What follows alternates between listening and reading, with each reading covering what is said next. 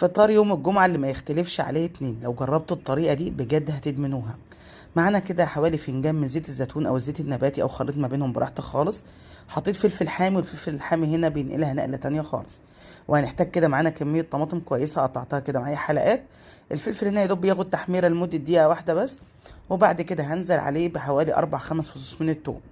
هنبدأ نفرم التوم معانا ناعم، وممكن نقطعه شرايح عادي جدا، مش مشكلة خالص. لو بتحبوه شرايح مش لازم تفرموه، لكن انا عن نفسي بحبه مفروم بالشكل ده. فهفرم كده معايا حوالي 4 5 فصوص من التوم. هنبدأ نشوحهم يا دوب كده ريحة التوم تطلع معانا بالشكل ده.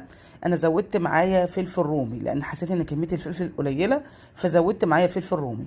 برضو قلبته كده تقلبتين، وبعد كده هنبدأ بقى نوزع الطماطم بتاعتنا على الطاسة بالشكل اللي هتشوفوه دلوقتي معايا. هضيف دلوقتي كده حلقات الطماطم بالشكل ده، هوزعها على الصينية. وبعد كده نحط البهارات. بهاراتنا سهلة وبسيطة جدا، يا دوب رش خفيفة قوي من الكمون، ومعلقة من الفلفل الاسود، ومعلقة صغيرة من الملح. وهقلبهم دلوقتي كده مع بعض. وهغطي الطاسه دي واسيبها لما تتسبك براحتها خالص. طبعا تسيبيها تتسبك كده على نار هاديه، ما تعليش النار. عايزه اقول لك الطاسه دي يعني بجد خطيره جنب اي اكل حلو قوي قوي. لوحدها مش عايزه جنبها اي حاجه تاني، بالعيش البلدي تحفه. حبه زيت الزيتون او الزيت، حتى لو زيت نباتي، والله حبه الزيت اللي بيبقى تحت الطماطم دول طعمهم خرافي. لازم تجربوا بجد، الطاسه دي حلوه جدا جدا.